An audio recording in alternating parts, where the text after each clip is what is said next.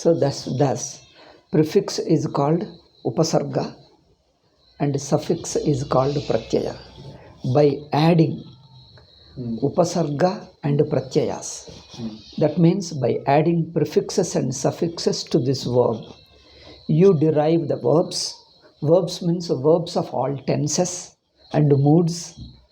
There are 6 tenses and 4 moods in Sanskrit. More will come later. I am just information. All information, if I give on one day, people will forget. So today I am adding little, tomorrow some more, like that. 6 tenses and 4 moods. So we have 1 present tense, 3 past tenses, 2 future tenses. If you want, you can note down. 1 present tense. Say totally 10. 6 tenses and 4 moods. Okay. In Sanskrit. So out of the 6 tenses, say 1 present tense, 3 past tenses, 2 future tenses. 1 present tense, 3 past tenses, and 2 future tenses. Totally 6 tenses and 4 moods. Moods, I think, should I tell today? We will tell later. Imperative mood, potential mood, conditional mood, and all that. So those moods we can discuss later, because we are not going to study right now. So totally, so from this verbal roots, by moods in Sanskrita mean prakara, kala and prakara. Tenses and moods, kala and prakara.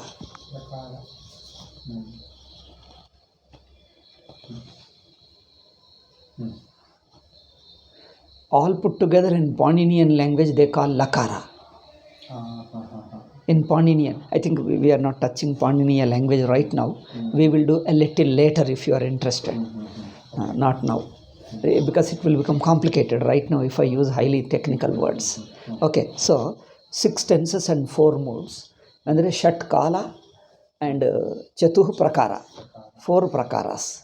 So these, by adding prefixes and suffixes to the verbal roots, you derive the verbs of these tenses and moods. There are verbal derivatives. Verbal derivatives called kridantas, we call in Sanskrit. That means participles and all. These things like kritavan, gatavan, you told you have studied. All those things are derived. And then from this, like this, you derive many words. Many words. So the entire Sanskrit language is built based upon that. So anyway, so now the verbal roots are, there are around 2000 dhatus. They are divided into 10 ganas, dasha gana. We call them dasha gana, just to remind them for the new people, those who know already know. So for the new students, it is easy to remember if I repeat them. So dasha ganas are there. So technically they give a different name for them. For our purpose, we give them same name. First gana, second gana, prathama gana, dvitiya gana. Only we call this way. Dashama gana, we call this way, but there are slightly technical names. We'll tell those names little later. All those things, whatever necessary, we will cover, but we'll cover gradually. So first gana, second gana. Now in this we are touching first gana dhatus. Note it. First gana dhatus we are learning in that present tense. First gana dhatus and present tense. One more thing you have to learn is, in Sanskrit, 3 persons are there that we have discussed. Prathama Purusha, we start with third person. Third person in English is called as a Prathama Purusha in Sanskrit. This one is a reverse name, you have to remember.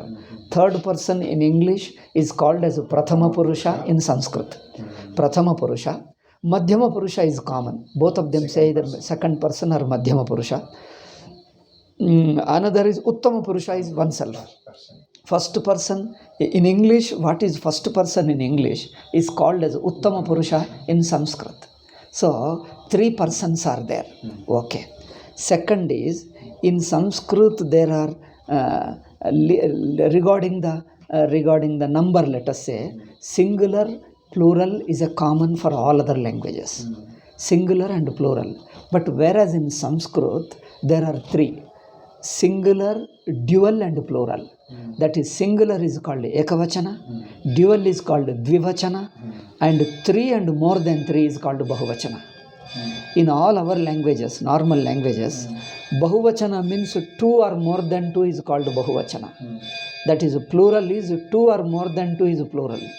But whereas in Sanskrit, 1 is singular, 2 is dual, Vivachana we call it, and 3 and more than 3 is Bahuvachana. 3 and more than 3 is Bahuvachana. So persons we put them like this. See in this in vertically. So the first person, second line is second person, third line is Pratham Purusha. Pratham Purusha, third person, second person, first person. We go by this Sanskrit sequence. First is third person, second line is a second person, and first person. In Sanskrit we call Prathama, Madhyama, Uttama Purusha. We go this way. Then for the horizontally, Ekavachana, Dvivachana, Bahuvachana. So for this, let us add, there are basic Purusha Pratyaya, we call them, terminations. Purusha Pratyaya, this indicates the what person it is. You note down, you note down the things. T, the same table, means 3 and 3, 3 into 3 table. T, singular, Ekavachana. Even Prathama Purusha, Ekavachana. T. Just T dash Taha. Taha. Taha means Ta and Visarga. Ta and Visarga is called Taha. Then dash Anti. Dash Anti. Ti Dvivachana Taha. Yeah. Anti.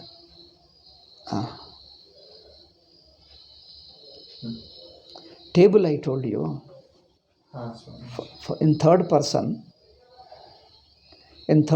you write like this: Ti, Taha, Anti. Ti column. Swamiji. Prathama Purusha Ekavachana Ti, Prathama Purusha Dvivachana Taha, Prathama Purusha. That's all. Tables, that's a table. Anyway, you write whatever way you like. But I write it this way. First you put it like this. See the pen, we have to find out. The pen is misplaced somewhere. So first here we put Ekavachana. You see here, table. This Ekavachana, Dvivachana, Bahuvachana. Here, Ekavachana, Dvivachana, Bahuvachana. Here you see them, first person, second person, no, third person, second person, first person. So here the Ti, Ekavachana, first person is Ti, then Taha, Anti. Then the Madhyama Purusha. Ekavachana, Dvivachana, Bahuvachana. Is a sequence, in the same sequence. Si, short Si. Si, Thaha.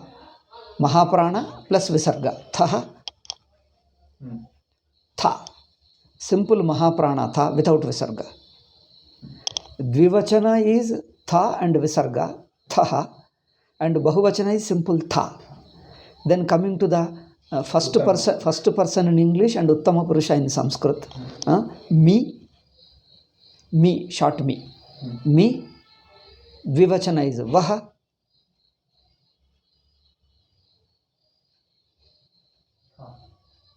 Vaha, Va plus Visarga. Maha, Ma plus Visarga. Okay. Then I just say, you repeat it.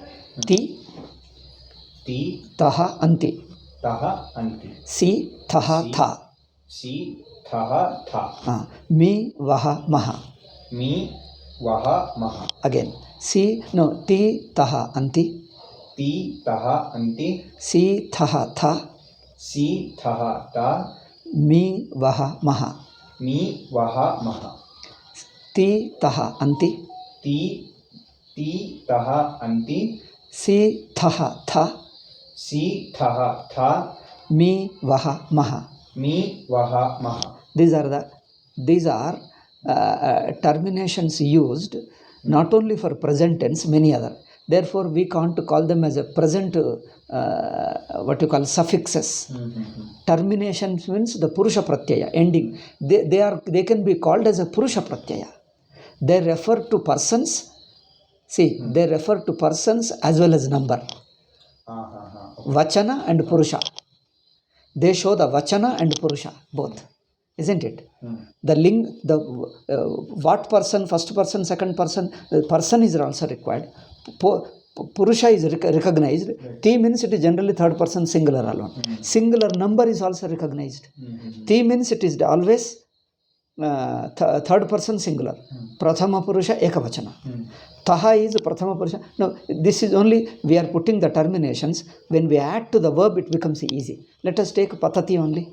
Patati or Gachati is better. Let us take Gachati is familiar word. Second root. Okay, but Gachati is more familiar word. Let us take Gachati. Say, let us say. Do you want to write or you have written already? I have written Gachati, Gachasi. You wrote only Ekavachana. Okay, let us write the complete table. Now, Gam, Gacha, to go is the dhatu. For that, these 9 forms. Just now I have given. Gacha plus A plus. See, these nine forms which I have given the table. The complete table, let us write down. Gam, Gacha, write. Gam, in bracket, Gacha. Gam, in bracket, Gacha. Then meaning to go. To go. Okay. For this, and under this dhatu, write these tables now. Gachati, Gachati, Gachati, dash Gachataha, Gachataha,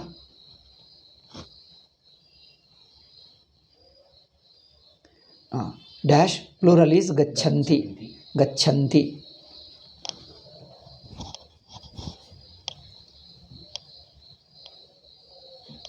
Second person. Gachasi.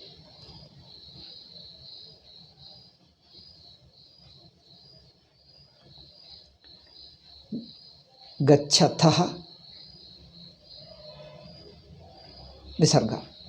Gachatha. Plural is only this much. Gachatha. Gachata. Gachatha. Tha Mahaprana. Okay. Now the Uttama Purusha or single, what you call, first person. Gachami, because the cha becomes long there. Long la. La, akara over that. Gachami, Gachavaha, Gachavaha,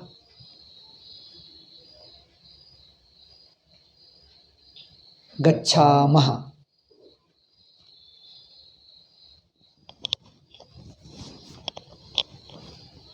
Okay, I just say, you repeat that. Gachati, Gachati, Gachataha, Gachanti, Gachataha, Gachanti, Gachasi, Gachasi, Gachataha, Gachataha, Gachata, Gachata, Gachami, Gachami, Gachavaha, Gachamaha, Gachavaha, Gachamaha, Gacha, Mahaprana barbek. It should Gachavaha, Gachamaha. Then once again. Gachati, Gachataha, Gachanti. Gachati, Gachataha, Gachanti. Gachasi, Gachataha, Gachata. Gachasi, Gachataha, Gachasi, Gachataha, Gachata. Gachasi, Gachasi, Gachataha, Gachataha, Gachata. Gachata. Gachami, Gachami, Gachavaha, Gachavaha, Gachamaha. Gachamaha. You have to pronounce correctly, because the greatness of Sanskrit is correct pronunciation. Because it's a bit difficult. It's not easy for everybody. That's why those who are unable to pronounce Sanskrit, they made it into Prakrit. They made it into Prakrit, because it becomes very difficult to pronounce it. So if you go to our Shringeri Acharya, he doesn't allow anybody who pronounces wrongly. He will not speak in Sanskrit. He will jump to normal language alone. Any Kannada or whatever language yours are, he will speak. He will not allow. Unless you know perfectly Sanskrit, he will not speak. He is such a great scholar.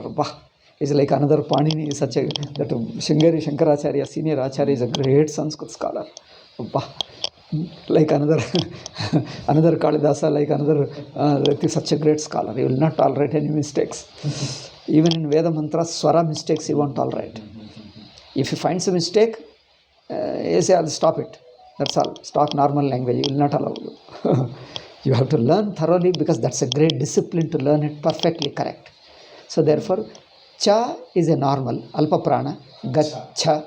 Pronounce this. Gacha. You have to practice it. Gacha. Gacha. Gachati. Gachati. First cha. First cha is alpa prana. Second cha is mahaprana. Gacha. Gacha. Ti. Ti. Gachataha.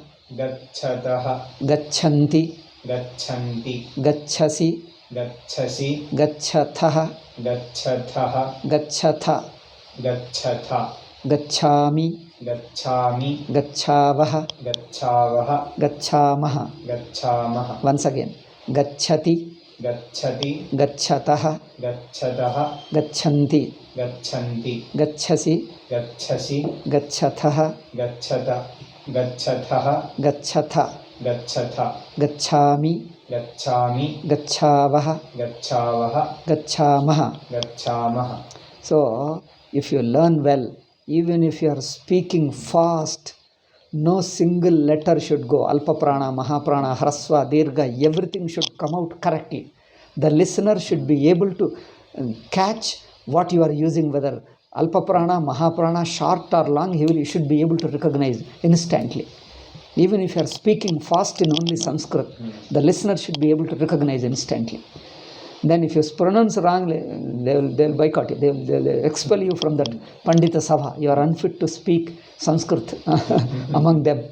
So you should be able to pronounce correctly.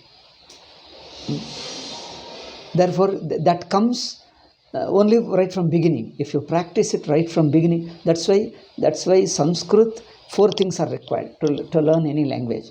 One is reading, listening, speaking, and writing.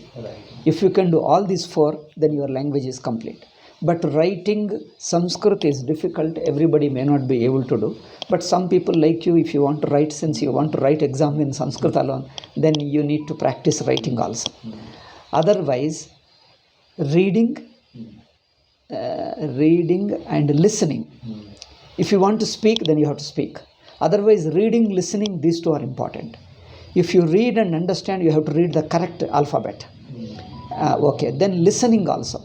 If you, these days, of course, slightly better, but earlier people were learning Sanskrit through books alone.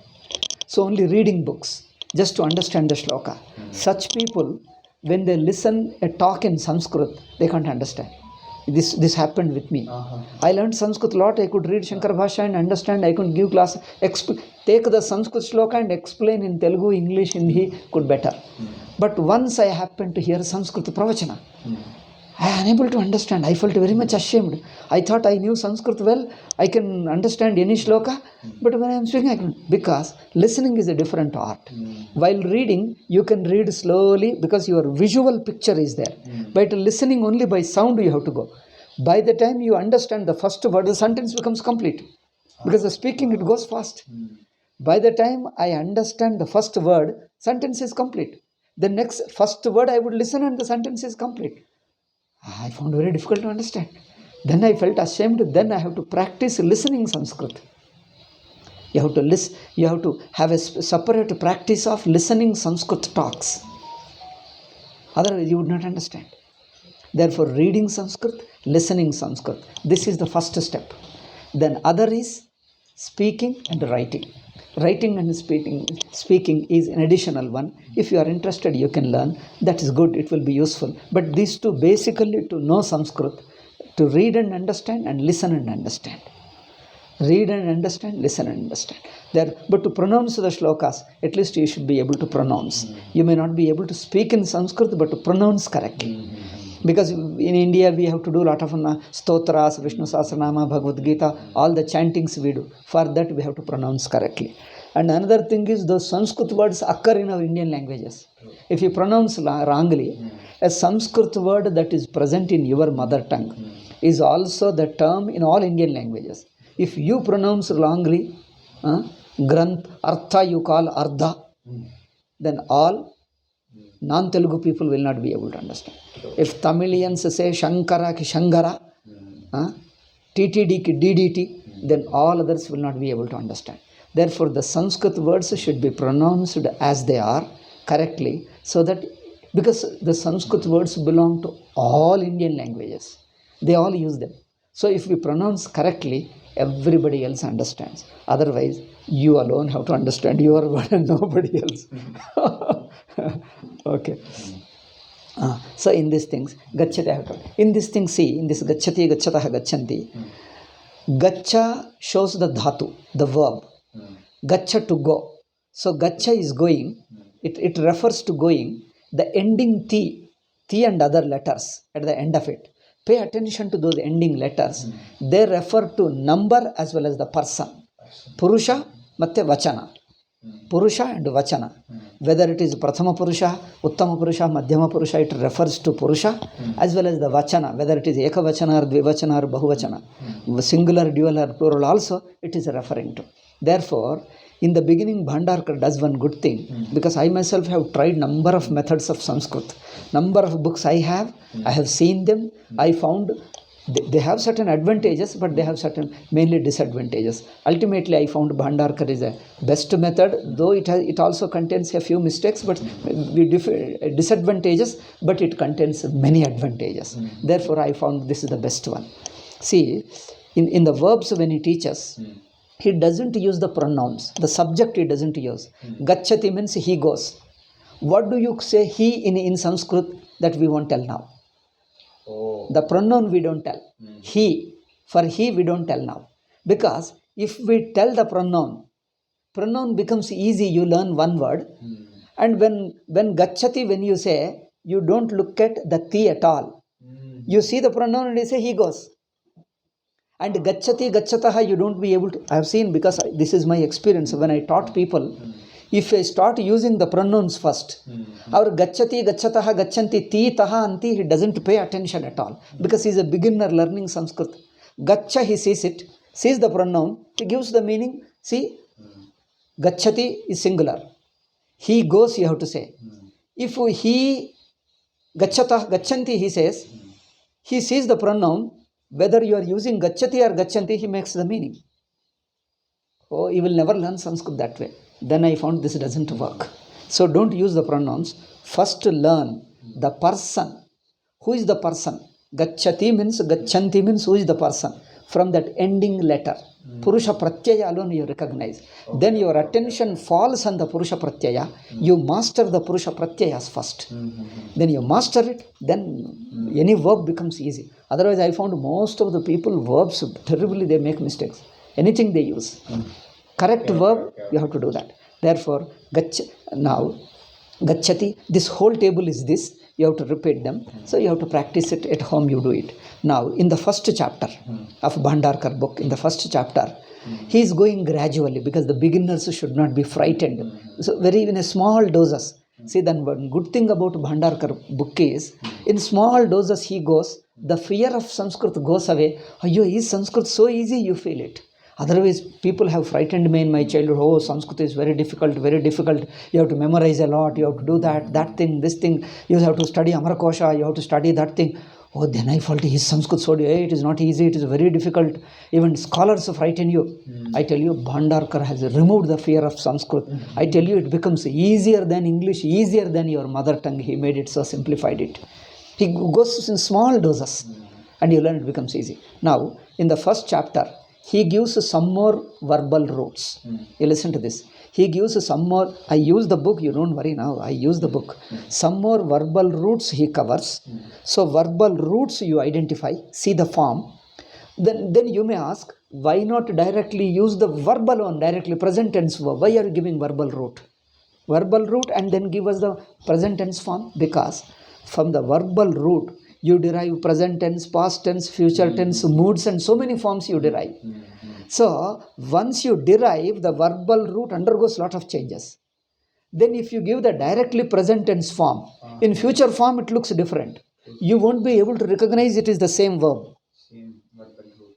For example, in English, go, went, gone. Go and went. In past tense it becomes a went. So, go and went, there is no connection. You think that go is one verb and went is another verb. Some children did like that. What go, go, and they say. And went, vented, they say. What is this went? Went, vented. They think went is another verb. Went, vented, they told. So, similarly, some verbs take some forms in present tense, and in future and other tenses, some verbs are easily recognizable. Some verbal roots, they modify so much that is difficult to recognize. Then you would not know whether it is the same verb or a different verb. So to be able to identify the same verb in different tenses, you have to study first the verbal root. Therefore, we are giving the verbal root first. Recognize this is the verbal root. So with the help of it, you will be able to make your own verbs and your own all those things. In future becomes easy. Learning Sanskrit becomes very fast. Because if you know this basic principle, I'll give you one verb and you can make 10 forms instantly by on your own. That becomes easy. That's why grammar facilitates learning a language. Instead of learning each word separately, you give a one rule. The same rule applies to 10 words. You learn one word, other 9 words you pick up on your own. Without teaching, you learn. Grammar is useful. In Mahabhashya, he says, why should we study grammar? Kimartam adhyayam vyakaranam. Kimartam adhyayam vyakaranam. For that he gives 18 reasons why we should study.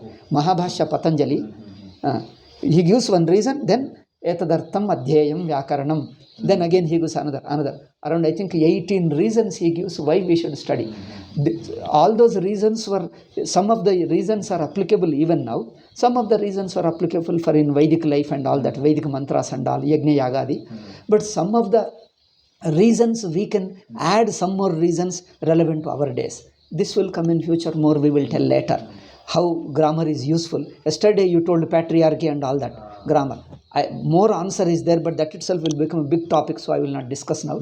But more and more, add a few points I keep on adding later.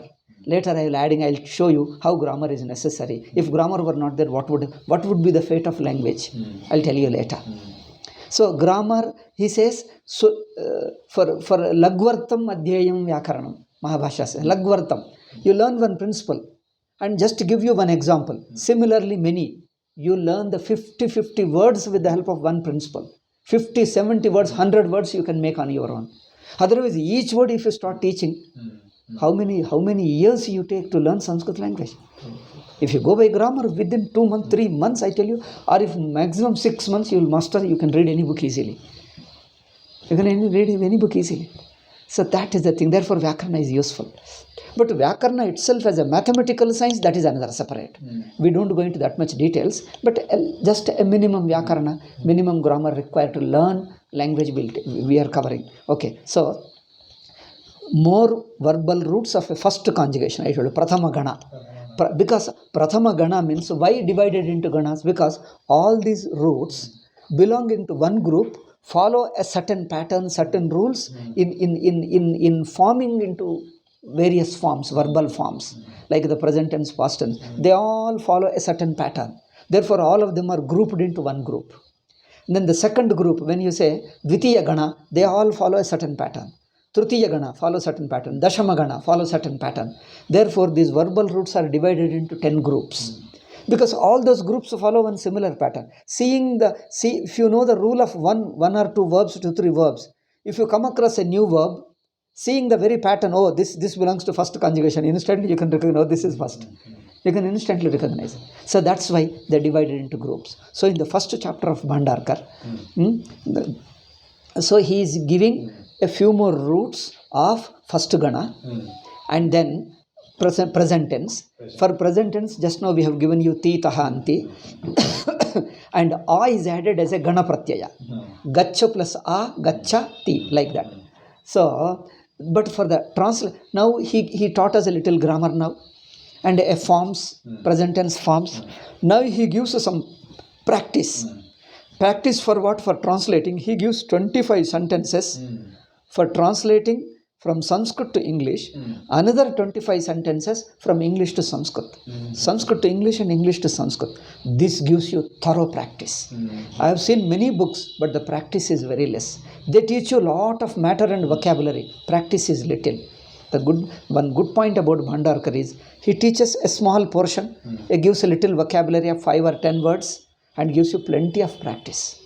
So by the time you finish the book, you'll become good master in Sanskrit. It becomes easy. The fear of Sanskrit goes away. Small doses, plenty of practice, and gradually you go. Even grammar doesn't frighten you.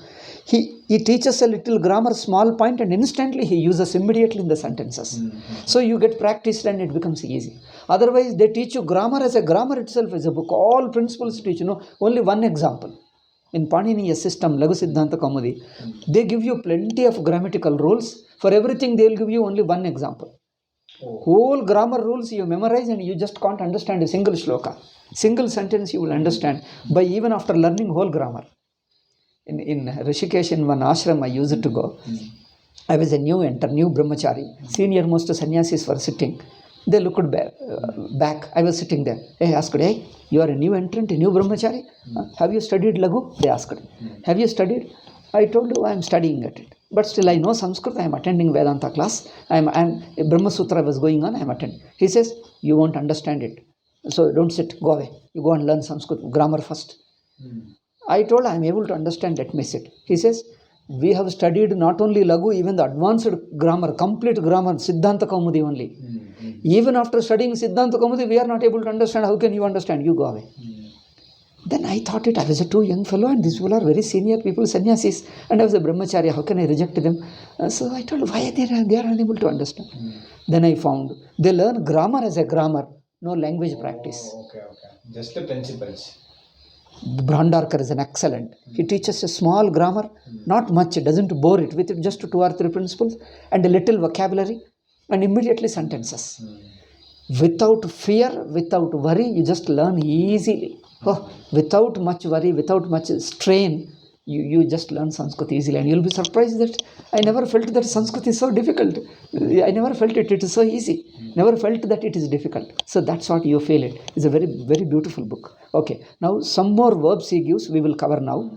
And he gives some translation practice. So before that, we'll cover the few more roots, verbal roots. And there are some rules involved in it. Now, Pat Dhatu we have first covered. In fact, Pat was a third Dhatu here. Isn't it? If you are using the book, left only. First is Gam. First Gam Gacha. Second is Ni Naya. Third is Pat. Now we'll cover all these dhatus. First say the Gam Gacha. Gam is the dhatu number 1. You can say number 1, add number 1. It is a Gam. Gam now. Gam means Gam. Let us say the meaning. Gam is to go. Say openly. Gam Gacha to go. Repeat it. Gam Gacha to go. So regarding the dhatu, I say, Panini, to understand, master the Sanskrit language easily, he made the list of all these dhatus in one list. The list of the dhatus is called Dhatu Patha. Panini wrote it. Just like he wrote Panini Sutras, Ashtadhyayi book, it is called grammar book. A separate book, a small booklet. It is all 2000 dhatus, he listed them. Gana wise. First Gana, second Gana, third Gana. Gana wise he listed them. Therefore it is called Dhatu Patha. Children in the beginning, they memorize the Dhatu Patha. In that thing, how he mentions that? First he mentions the dhatu and instantly he gives its meaning also. So, and then not only that, the dhatu form also he puts in his own way, in his own technical way. For example, now we say Gam Gacha to go. We have learnt this much.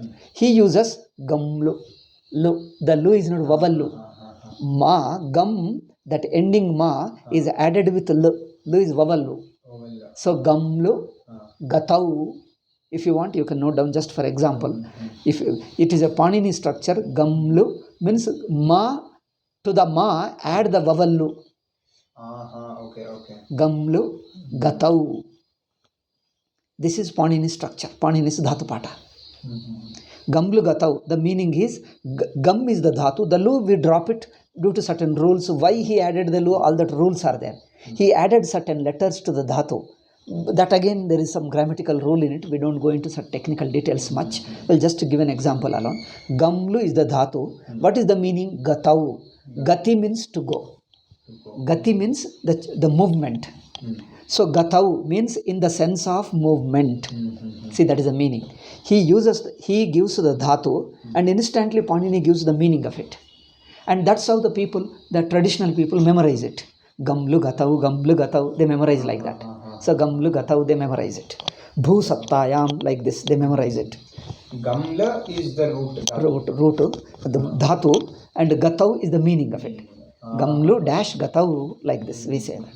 So, okay. But here, Bhandarkar, that Panini, Bhandarkar is a preliminary stage of Panini. Therefore, in the beginning, he doesn't use that Panini dhatu because that becomes more complicated. He gives the simple, and later stage when you study Lagu, you can learn them later there. But those who are interested, I can add dhatus also, Panini dhatus. But okay, this much we say. One more thing you see in the Bhandarkar book. For gum, he has given that root. Side by it, there is a bracket. The bracket is a square bracket. So what is in the square bracket? Next you see ni, nai. That is a different bracket. That is a, what bracket you call it? Small bracket. No, not small. Small is big. It's not small or big. Round bracket. Square. It is a square bracket. It is a circular bracket. Round bracket or? Round bracket. Okay, circular. Yeah. So this is a round circular bracket is given, and what you call square bracket is one. In square bracket means a special substitute. Adesha in Sanskrit. So gum is substituted by gacha. Some special rule comes in the beginning. Children should not, beginners should not worry so much. Therefore, he has put a different bracket and said it clearly. You can see the footnotes is given. See, you read if you want to read the footnote. The substitutes and other changes which some roots undergo before the conjugational sign, such as that mentioned in the rule 5, are shown within rectangular brackets. It is a rectangular, he called it. I call it square bracket. It is a rectangular bracket. In the rectangular bracket, it is a special substitute. But there is another circular bracket.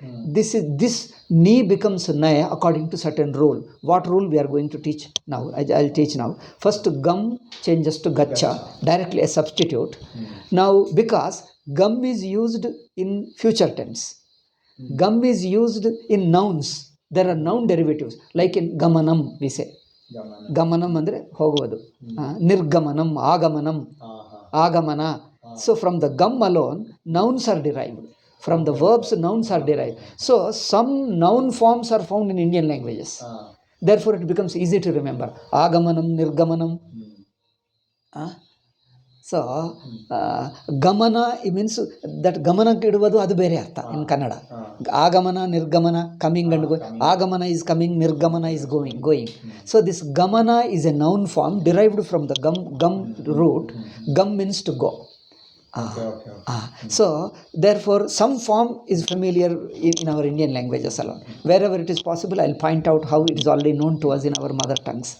So, but here in the now present tense, gacha substitute is used in the present tense. See, gum is the main root, gacha is a substitute for it. But the main gum root is used in future tense. Therefore, other tenses, therefore we are, present tense we are learning, therefore gacha immediately you put by the side of it. Gum, gacha to go, you remember like that. Therefore, when memorizing in the beginning, gum, gacha to go, this way you keep on repeating in your mind, it becomes easy. So, gum, gacha, repeat what? Gum, gacha to go. Now, okay. In these things, the whole table, just now we have told gachati, gachataha, gachanti. Whole table you may repeat it once, or even if you don't do it immediately, you do at least the singulars. See, gachati, gachati, gachasi, gachami. In the first chapter. Because if you cover all the entire table, it becomes too heavy for the beginner. Therefore, you only covers the singulars alone. Gachati singular, gachasi also, gachami also singular. So ti is third person singular, si is second person singular, me is first person singular. Gachati means he goes, she goes, it goes. Gachasi, you go. Gachami, I go. Gachami, I go. Gachasi, you go. The C, pay attention to C. Gachasi, you go.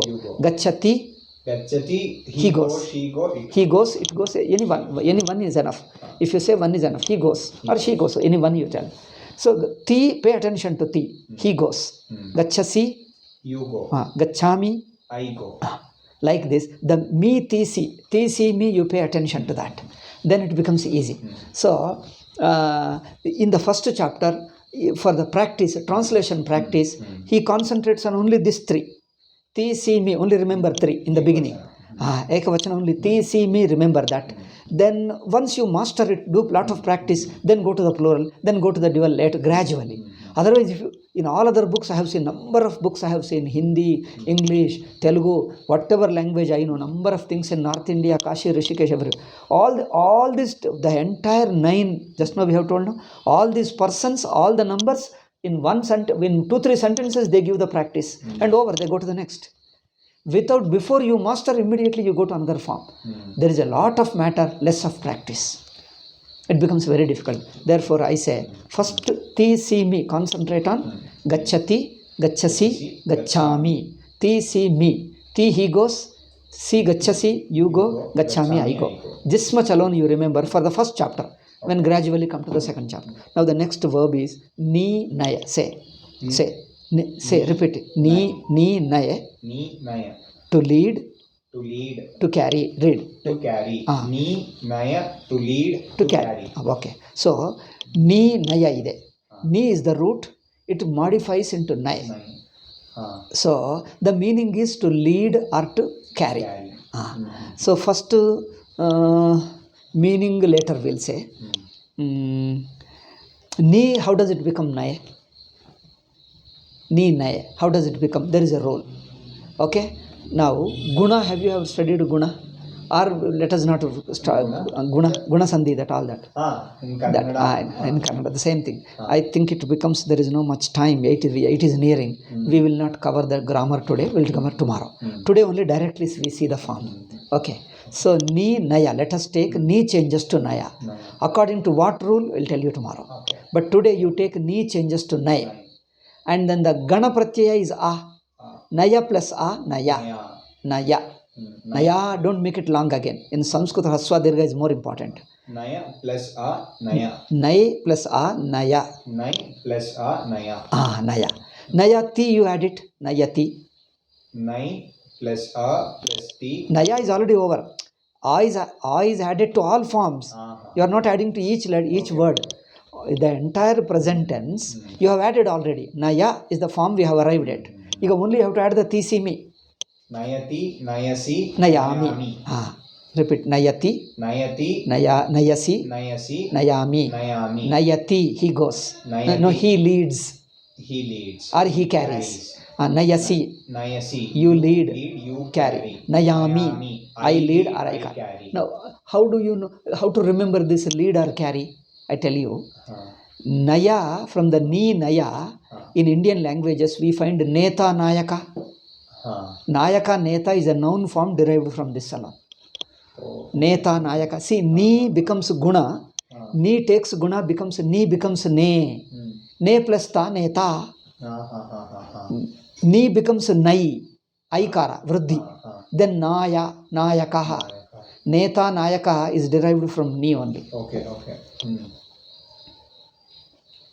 To lead to. Then nayan, nayanam. Nayan is it takes. Nayan, nayanam, nayan, netra, nayan in the heltar nodi. Hindi also they call it. So nayan comes from this alone. So neta nayaka comes from the ni dhatu alone. So how, all that we will see later. First ni nayati, nayasi, nayami. Okay. So to lead And to carry, how to. See, in carry means not carrying on the head. Carry means to take it. Oh, like that. Simply taking. Leading means when there are two people, you lead the other people. Nayati. That means two things are there. Nayati means you lead a person or you take a thing. You take a book with you or you lead a person. Hey, take this person to office. Oh, like that. When you say, when you take a person, in English, for the Nayati, ni Sanskrit, whether you take a person or whether you take object is same in Sanskrit. But in English, you have to express by two words. Their two words are separate. Because taking a person is different and taking an object is different. Therefore, we have to say, if you take a person, you lead it. And then, if you take an object, you call carry. Carry doesn't mean carrying over a load, and that is a different. Carrying a load is different. Just to take an object, a pen or pencil or notebook, you take this thing, naya. Nayati. And then naya. Naya andre take it. Pustakam naya. Take this book. Atava imam manusham naya. Take this manusha to the office. Imam naya. Tatra naya. Take him there. Okay. Take the person there. Or take this book there. Take naya. You say bhojanalayam naya. Take him to the dining hall. Bhojanalayam naya. Naya andre take him. Take him andre lead him. Show andre. Lead or show. Okay. Like that. Like that. So in English, you have two different words. Therefore, lead or carry. Carry means take it. Take it with you. Like Object. that. Object it is. Therefore, ni nayati. He takes an object or something like that. Okay. Now next is pat.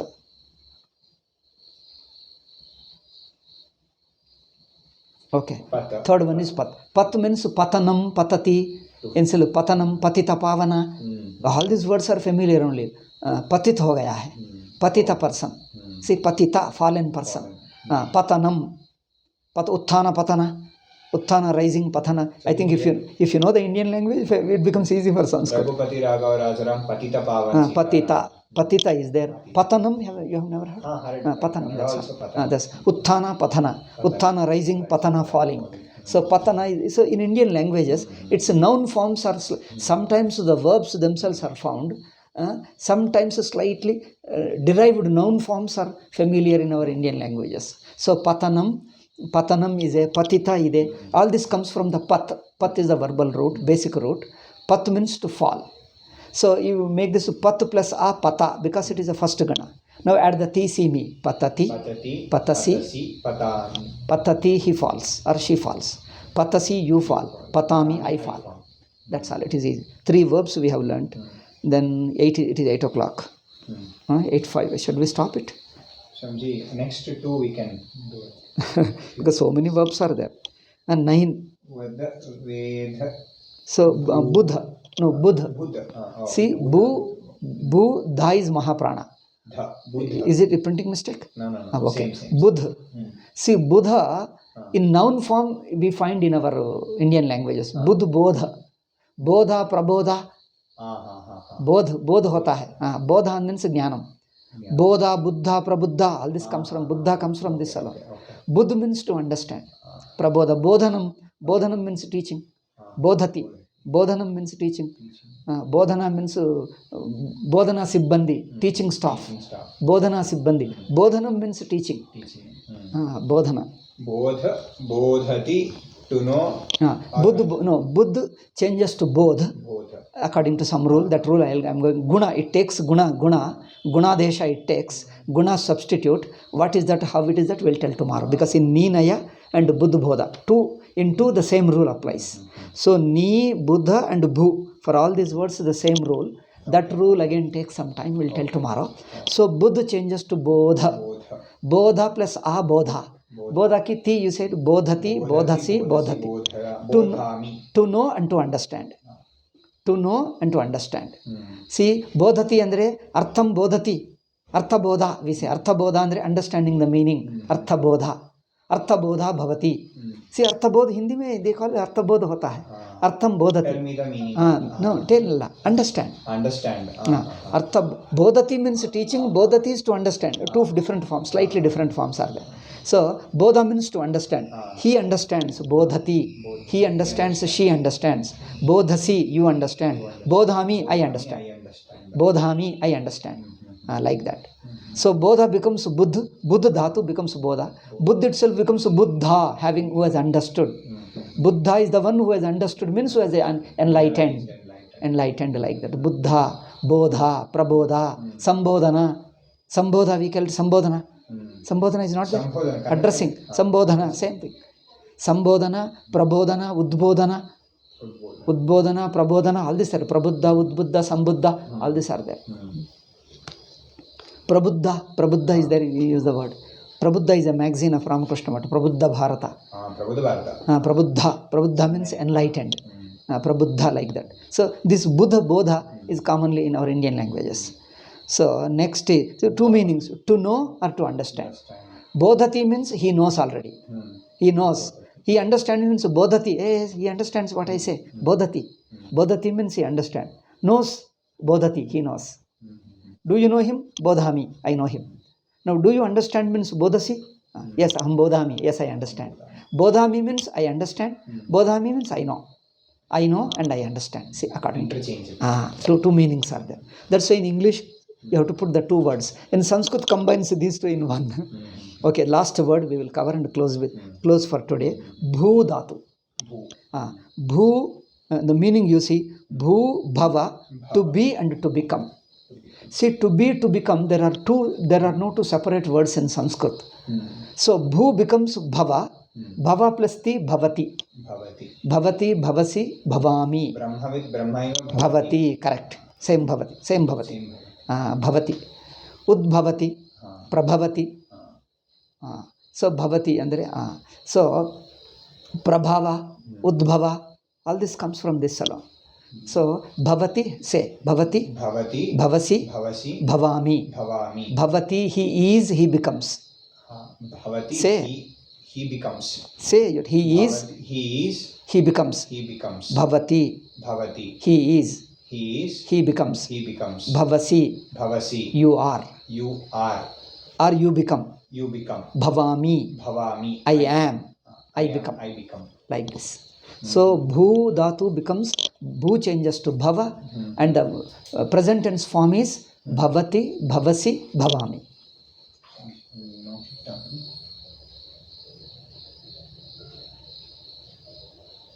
5 roots we have covered. I think only we have to tell tomorrow, because little rule has to be told, and few more roots have to be told. Then tomorrow, after tomorrow's class, then you will have it practice, abhyasam. You will have some exercises. Until then, you don't have any exercises much. Okay. Tomorrow, after tomorrow's class, then you will start some exercises. Okay. Because sentences he has given, you have to translate. So in English it is different, no? Being and becoming. To be is ahamas, I am, and I become. To be, he becomes a king. He became king, like that. To be and to become is two different. But in Sanskrit, the same word, bhu, means bhavati. He is king and he becomes king. So in Western philosophy also they use differently. Being and becoming. True. Western philosophy. So, but to communicate in a technical language like Vedanta, we have certain expressions. Okay. If I tell you, all that becomes Vedanta. They say, abhuta tadbhavaha. What it was not and becomes that.